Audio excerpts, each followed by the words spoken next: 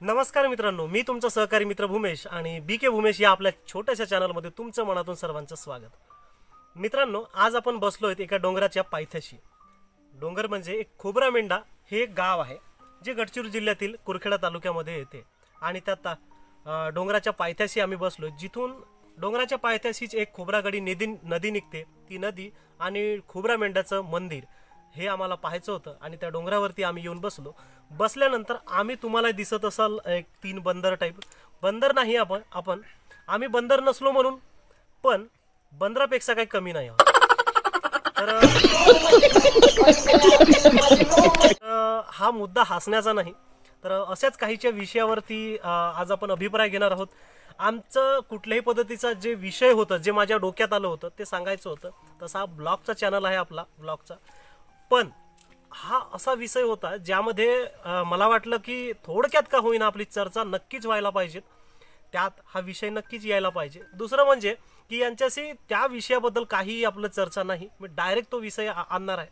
मित्रांनो, आत्ताच एक आपल्या सरकारनं, आपल्या शासनानं जी गोष्ट आपण मागतोय ती देत नाही आणि जे नाही मागत ती अलगद दिल्या जाते.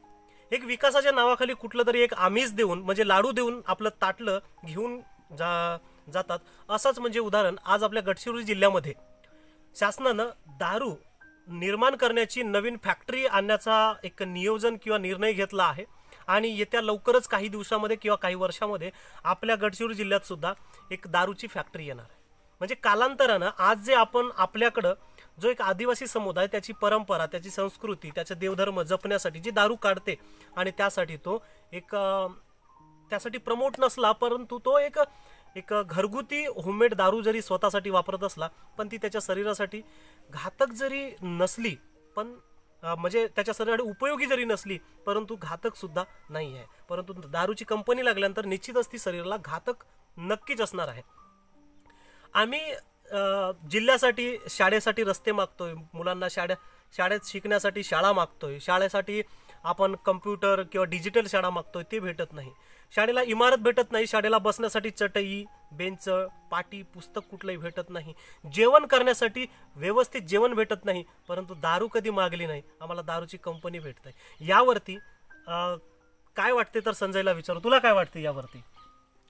तसं तर बरेच वर्ष झाले दारू बंद होऊन, परंतु पारंपरिक पद्धतीने जे दारू काढतात इकडेचे जे आदिवासी समुदाय आहे, आणि त्या परंपरेनं ते आतापर्यंत चालत आले. परंतु एक फॅक्टरी बनल्यानंतर त्यांना एकदम असं रान मोकळं झाल्यासारखं आहे.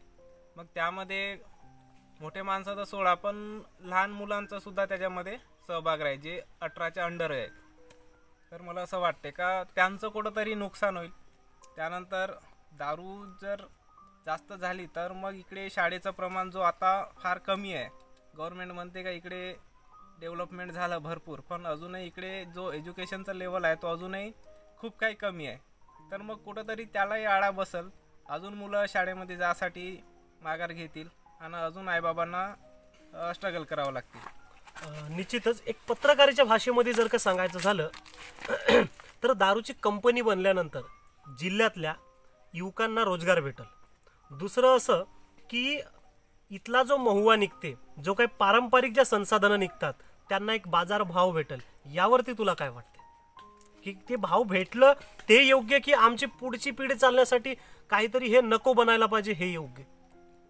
भाव भेटणं हा सध्या तरी यांचा म्हणजे मेन मोटो नाही आहे. कारण समोरची पिढी जर वाया जाईल तर ती तर पूर्णपणे वाया जाईल. कारण जे मागं जे झालं आजपर्यंत, जे अशिक्षितपणामुळे जे शिकू शकले नाही, परंतु ते जे आपलं वन उपज जो मिळतो, जसं मोवा समजा जंगलामधलं जो निघतो, ते कसे बसे आपल्या सीझनवरती आपल्याला जेवढं लागते तेवढं गोळा करून काही ते स्वतःच्या उपयोगासाठी ठेवतात आणि बाकीचं विकून टाकतात. म्हणजे इकडे तेवढी काही अपेक्षा नाहीत लोकांची का नुसतं त्याच्यावरच आपलं पूर्ण उदरनिर्वाह व्हावं, पण ते आपली वेळ भागवून घेतात, बस एवढ्यातच ते समाधान मानतात. बरोबर आहे. ज्या वेळेला मी सुद्धा इथं कामं करायला आलो आणि काम करायसाठी निघालो, माझं शिक्षण झाल्यानंतर आणि ह्याही लोकांचं शिक्षण झाल्यानंतर याच ठिकाणी याच जिल्ह्यासाठी काम करतायत. माझं सुद्धा शिक्षण यांच्यासोबतच झालं. शिक्षण झाल्यानंतर गेल्या 11 वर्ष या जिल्ह्यासाठी मी दिलेला आहे आणि त्यातले इंटेरियर एरियासाठी जवळपास 4 ते 5 वर्ष मी स्वतः दिले आहेत. तर हा माझा सुद्धा अनुभव आहे त्याच पद्धतीनं. आणि त्यासाठी आटोकाट प्रयत्न करतायत, आटोकाट प्रयत्न करून जीवाचे रान करतायत.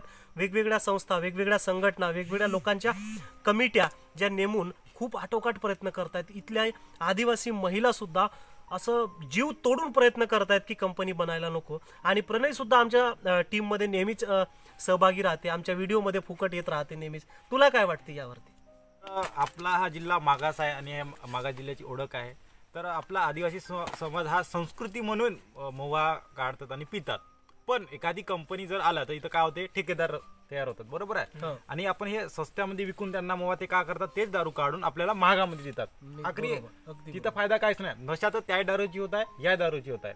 पण ते महागात विकल्यानंतर आपल्या कुटुंबातलं जे काही आपलं इन्कम आहे ते कुठेतरी कमी होत चालली, बरोबर आहे. आपल्याला जर समजा इथं जर 30 रुपये ग्लास मिळत असेल तर तेच दारू म्हणजे जे मुवाची काढलेली दारू आहे त्याला मॅन्युफॅक्चरिंग करून तेच तुम्हाला 200 ते 300 रुपयात विकतील, बरोबर आहे. आपणच काढा, आपणच स्वस्त्यामध्ये विका आणि प्यासाठी आपण महागामध्ये आपण घेतो. तर आपलंच कुठलं तरी एक आर्थिक कुटुंबात कुठेतरी तुटवडा पडेल. म्हणून ते नाही झालेलीच बरं कंपनी इथं. कारण आता जे घरी दारू काढून जो पौष्टिक एक म्हणजे एक त्यांना काय म्हणते आरामसाठी, जसं दिवसभर रानावनामध्ये किंवा शेतामध्ये फिरून शेतकरी किंवा गावचा जो कोणी गावकरी आहे तो थकल्यानंतर जो एक आराम म्हणून ते एक औषधीसारखं जी दारू घेते. पण आता ते जेव्हा कंपनीला जाईल ते तर मॅन्युफॅक्चर होईल, त्यानंतर त्याच्यावरती विविध प्रकारचे प्रयोग होतील, त्यानंतर त्याच्यामध्ये अजून कमी मालामध्ये जास्त नशा आपल्याला कसं देता येईल, त्याच्यामध्ये काहीतरी केमिकल वगैरे टाकून ते जेव्हा समुदायासमोर आणतील किंवा कम्युनिटीमध्ये आणतील तर ते अजून हानिकारक होऊ शकते मे बी. नाही, ते तर बरोबरच आहे अगदी. कारण की ज्यावेळेस कुठलीही कंपनी किंवा मोठ्या स्केलमध्ये, लार्ज स्केलमध्ये प्रोडक्शन करायचं आहे आणि मागणी तिथं पुरवठा जेव्हा पुरवायचा आहे तर त्या ठिकाणी भेसळ निश्चितच येते. कितीही जरी सतर्कता वापरली असली तरी सुद्धा भेसळ मात्र येण्याचं हे प्रमाण कमी होत नाही, ते वारंवार वाढतच राहते. आणि एकदा जे आपले आदिवासी बांधव आहेत जे दारू काढतात मोहपासून ते ओरिजिनल असतात. तिथं काही कोणतं केमिकल नाही टाकत, कोणत्या प्रकारचे असं म्हणजे आपण ज्याच्यापासून विषारू जे आपण औषधी म्हणतो ते टाकत नाही तिथं. आणि ते त्याच्यापासून काय आपल्या शरीराला काही इजा नाही होत. पण जे आपण कारखान्यातून जे तयार करू तिथं काहीतरी केमिकल टाकतील आणि त्याचा इफेक्ट आपल्याला आता नाही होणार पण समोर कुठेतरी होणार आहे. पण जे आदिवासी बांधव पहिलेपासून पित येतात दारू मोहाची त्यांना कोणता शरीरावर काही परिणाम पडला नाही आजपर्यंत आणि ते सुदृढ आहेत. आणि जर आता जे केमिकलची दारू पिऊन राहिले हळूहळू त्याच्यावर आपल्याला असं दिसून नाही येत, पण हळूहळू काही रोग निर्माण होऊन काही ना काही कुठेतरी समस्या पुढे होऊ शकते. हे शक्यता तेवढीच आहे, माझं असं विचार आहे. नाही, बरोबर आहे. कारण ते आता एक टॉनिक सारखं घेतात किंवा एक आराम म्हणून घेतात.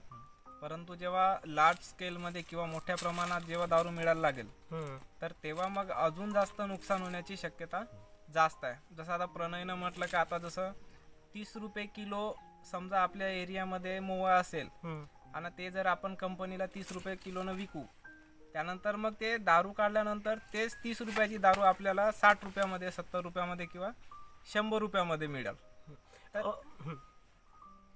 तर याच्यात कसं अजून इकॉनॉमिक थोडंसं ढासळाची शक्यता आहे.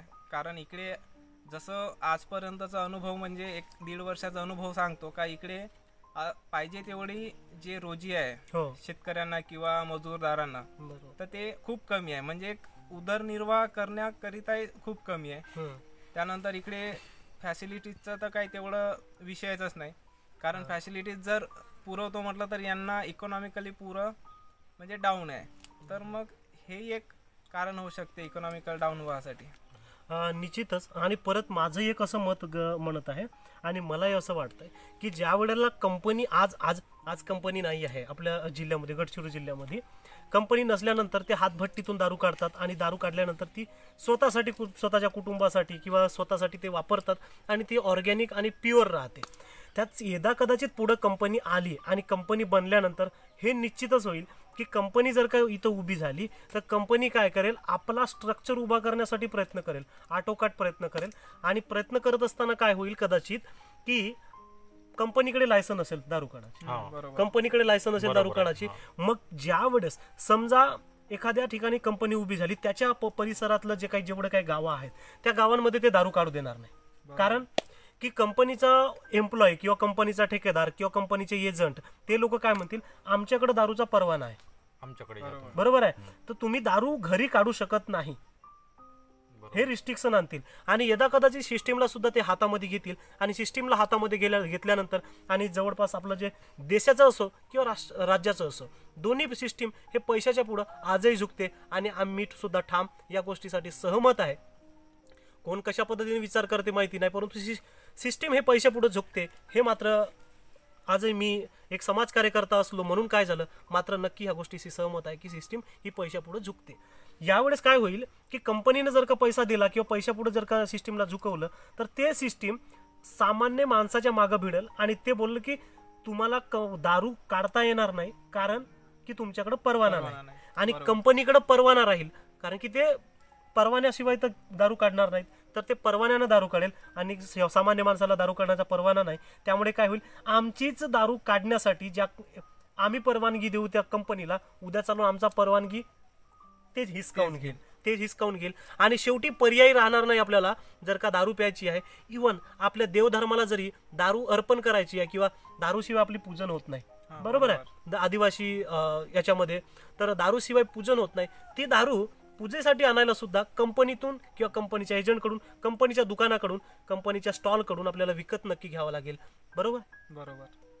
तर यावरती तुमचे सुद्धा वेगवेगळे राय असू शकतात, तुमच्या सुद्धा वेगवेगळ्या अभिप्राय असू शकतात. तुम्हाला काय वाटते यावरती, आणि अशाच नवनवीन वेगळ्या आयडियावरती आपले व्हिडिओ कसे राहतील हे नक्की तेवढं कमेंट करून सांगा. आणि भेटूया आपण पुन्हा पुढच्या व्हिडिओमध्ये. तोपर्यंत काळजी घ्या स्वतःची आणि आपल्या परिवाराची सुद्धा. सर्वांना माझा संपत्ती वाटपण सुरूच प्रवास.